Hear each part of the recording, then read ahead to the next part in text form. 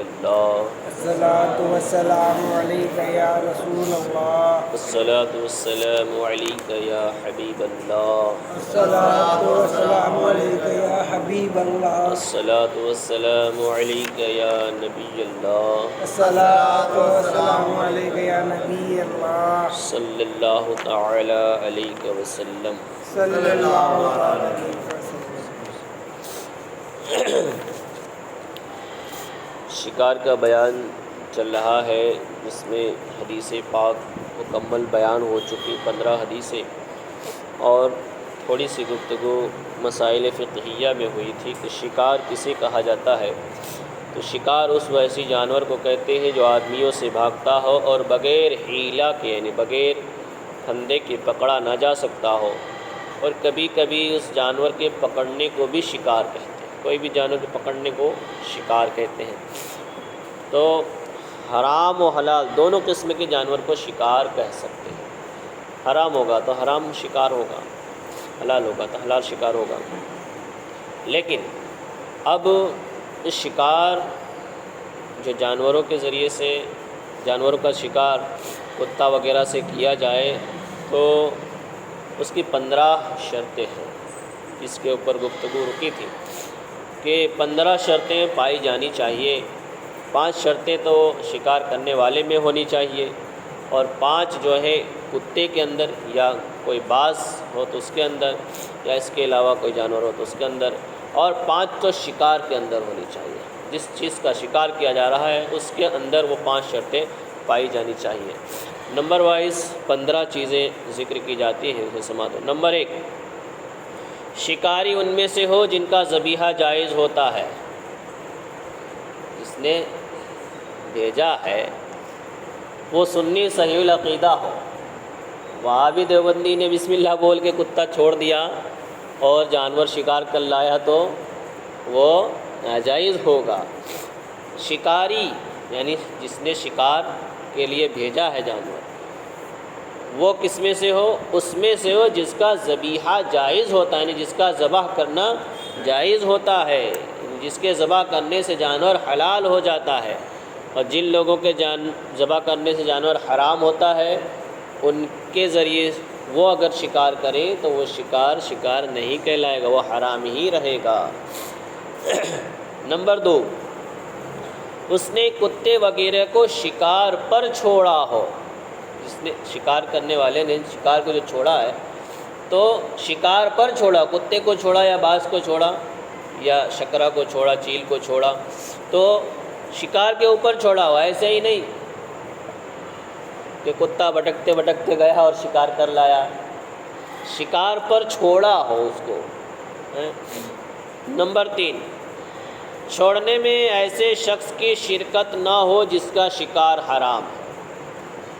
چھوڑنے میں ایسے شخص کی شرکت نہ ہو، یعنی دوسرا اس میں شریک نہ ہو جائے۔ پالتو کتے کو بھیجا اور ساتھ میں دوسرا عام کتا بھی اس میں شامل ہو گیا، اور دونوں نے مل کے شکار کیا، تو یہ بھی ایک شرط ہے کہ چھوڑنے میں ایسے شخص کی شرکت نہ ہو جس کا شکار حرام ہو۔ نمبر 4، بسم اللہ قصداً ترک نہ کی ہو، جان بوجھ کر کے بسم اللہ نہ چھوڑا ہو، پر ایسے ہی جلد بازی میں چھوٹ گیا، شکار کو بھیجا، مطلب جس سے شکار کیا جاتا ہے، شکاری کتے کو بھیجا اور بھول گیا بسم اللہ پڑھنا بھول گیا، تو وہ شکار جائز ہو جائے گا۔ لیکن جان بوجھ کر بسم اللہ چھوڑا نہ ہو، جان بوجھ کر نہ بھیج بھی رہا ہے اور بسم اللہ جان بوجھ کے چھوڑ رہا ہے، تو پھر وہ شکار حلال نہیں ہوگا۔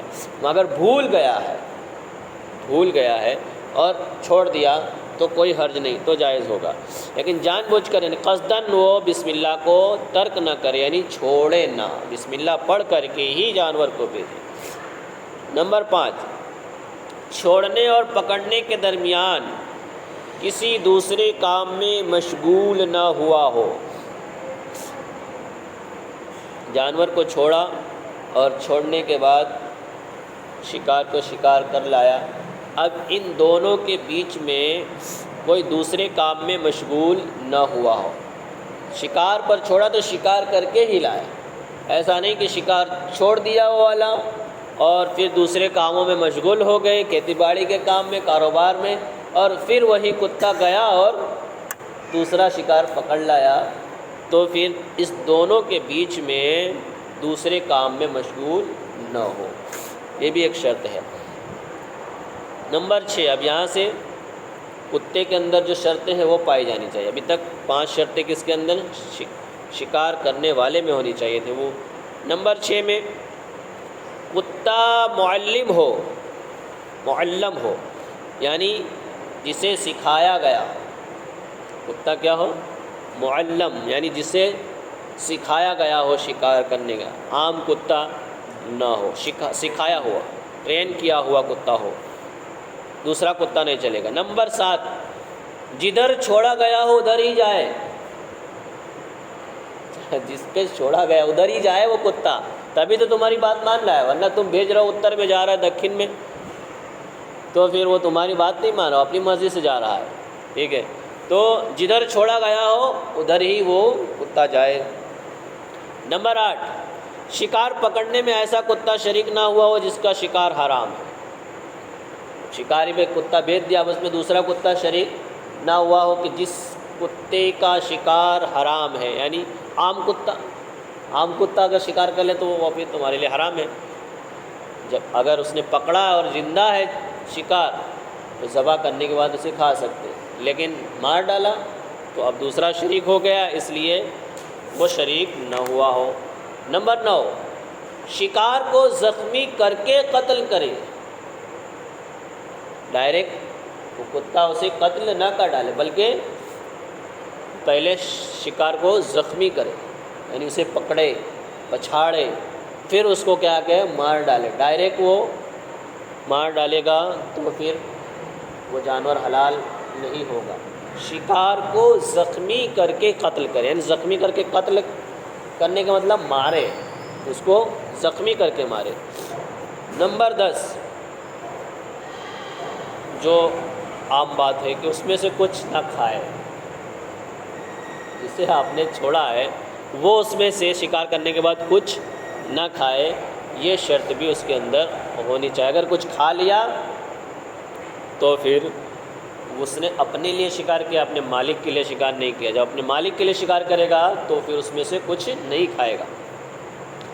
اب 11 نمبر سے وہ شرطیں جو جس چیز کا شکار کیا جاتا ہے اس میں 5 شرطیں پائی جانی چاہیے۔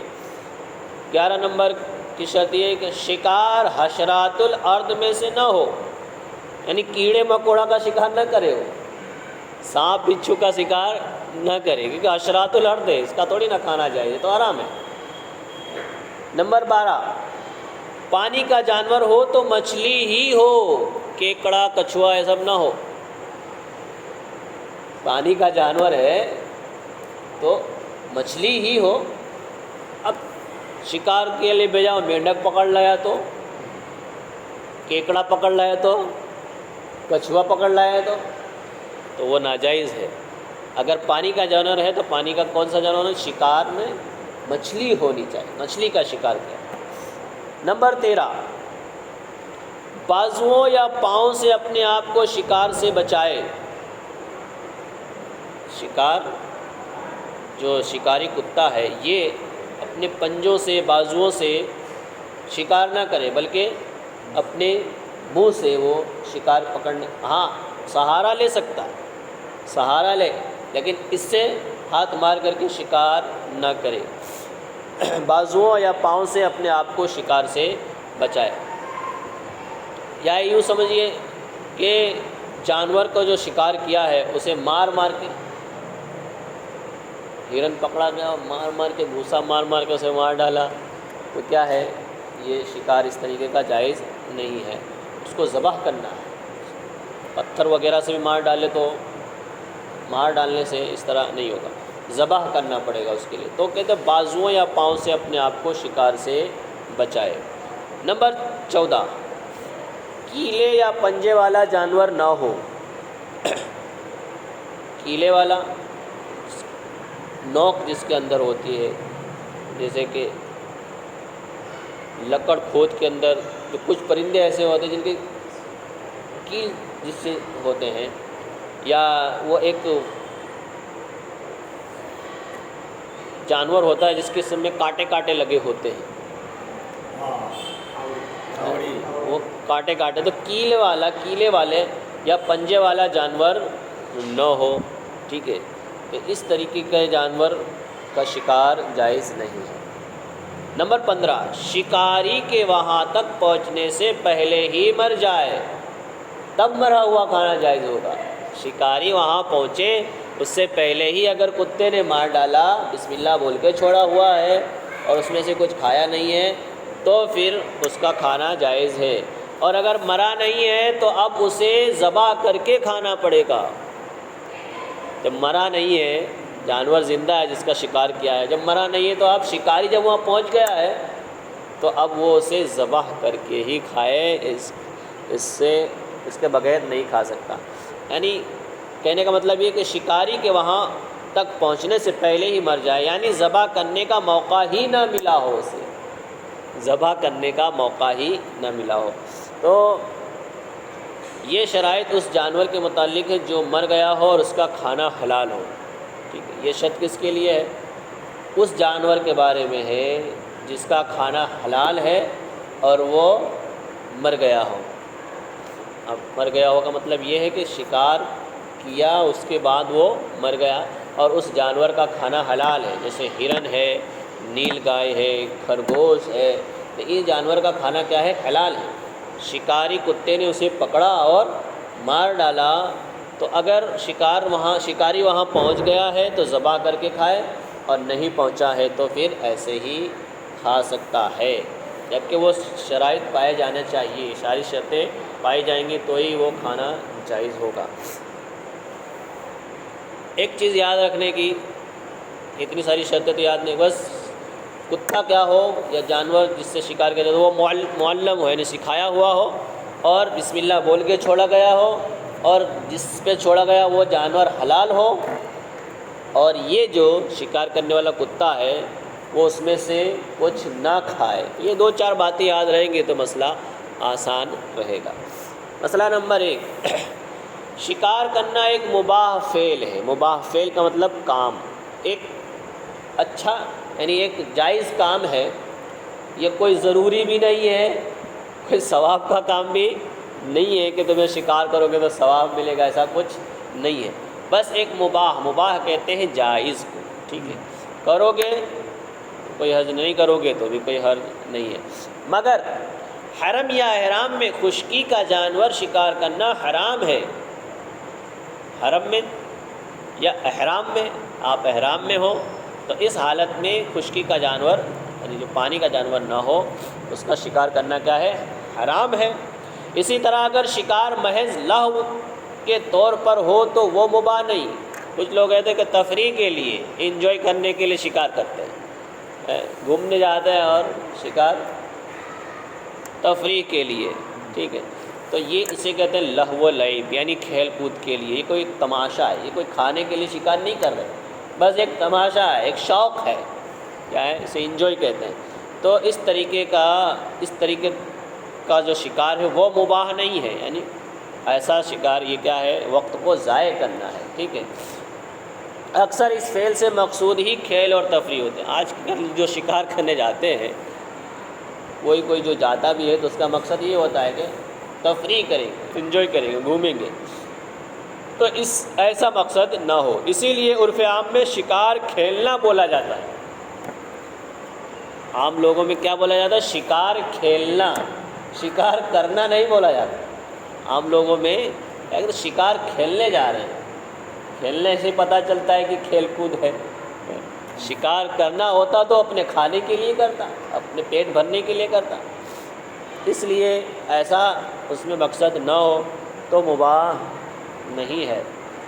اگر ایسا مقصد ہوگا تو مباح نہیں ہوگا، بس کھانے رزق حاصل کرنے کا مقصد ہونا چاہیے۔ جتنا وقت اور پیسہ شکار میں خرچ کیا جاتا ہے، جو لوگ شکار کرنے جاتے ہیں ان کے بارے میں عقل کی بات جو بتاتے ہیں وہ سمجھنے کی ہے کہ جتنا پیسہ شکار میں یا شکار کھیلنے میں خرچ کیا جاتا ہے اور اس کے بعد انہیں وہ جانور کھانے کو ملتا ہے، تو کہتے ہیں اگر اس سے بہت کم داموں میں گھر بیٹھے ان لوگوں کو وہ جانور مل جایا کرے تو وہ ہرگز راضی نہ ہوں گے۔ جتنا پیسہ شکار کرنے میں گیا، مثال کے طور پر 500 روپیہ شکار کرنے میں گیا، شکار کرنے گیا، سب سامان لیا، پھر شکار کیا اور وہ 500 روپیہ اس میں خرچ ہوا، لیکن 200 روپے میں وہی چیز گھر بیٹھے مل رہی تھی تو اس پہ وہ راضی نہیں ہو گئے، بس انہیں شوق ہے کہ شکار کر کے کھانا ہے۔ وہی کہتے ہیں کہ اگر کم داموں میں گھر بیٹھے ان لوگوں کو وہ جانور مل جایا کرے تو وہ ہرگز راضی نہ ہوں گے، اور وہ یہی چاہیں گے کہ جو کچھ ہو ہم تو خود اپنے ہاتھ سے شکار کریں گے۔ اس سے معلوم ہوا کہ ان کا مقصد کھیل اور لہو ہے۔ اس سے پتہ چلا کہ مقصد کیا ہے، کھیل کود ہے۔ شکار کرنا جائز اور مباح اس وقت ہے کہ اس کا صحیح مقصد ہو۔ شکار کرنا جائز اور مباح کب ہے؟ جب اس کا ایک صحیح مقصد ہو، مثلا کھانا یا بیچنا۔ کھانا اس کو کھانا ہو، جانور کا گوشت سے خود کھانا ہو، یا شکار کر کے بیچنا ہو، یا دوست اور احباب کو ہدیہ کرنا ہو، تحفہ کرنا ہو، گفٹ دینا ہو، دعوت کرنی ہو، یا اس کے چمڑے کو کام میں لانا ہو۔ اس کا شکار تو ایک مقصد تو ہے نا، اس کے چمڑے کو کام میں لانا ہے، تو یہ ایک مقصد ہونا چاہیے، کھیل کود مقصد نہیں ہونا چاہیے۔ یا اس جانور سے اذیت کا اندیشہ، اس لیے قتل کرنا وغیرہ وغیرہ۔ کوئی موذی جانور ہے، پریشان کرتا ہے، تکلیف دیتا ہے، لوگوں کو پریشان کرتا ہے، تو اس کا شکار اس لیے کرنا تاکہ لوگ اس کی تکلیف سے بچ جائیں، اس کا تو کھانا جائز نہیں کیونکہ حرام ہوگا۔ شیر چیتا کسی علاقے میں آ جاتے ہوں اور حیران کر کے پریشان کرتے تو اس کا شکار کر لیا تو وہ تو جائز، کھانا تو جائز نہیں ہوگا، لیکن کیا کیوں؟ تکلیف سے بچنے کا ایک مقصد تھا، اذیت سے بچانا تھا، تکلیف سے بچنا تھا، اس لیے اسے قتل کرنا وغیرہ۔ تو کہنے کا مطلب یہ شکار کرنے میں کوئی نہ کوئی مقصد ہونا چاہیے، صرف کھیل کود کا مقصد ہو تو شکار کرنا ناجائز ہے، تب مباح نہیں ہوگا، اس لیے اس سے بچنا چاہیے۔ انشاءاللہ مسئلہ نمبر 2 سے پھر 12 دن کے بعد گفتگو کریں گے۔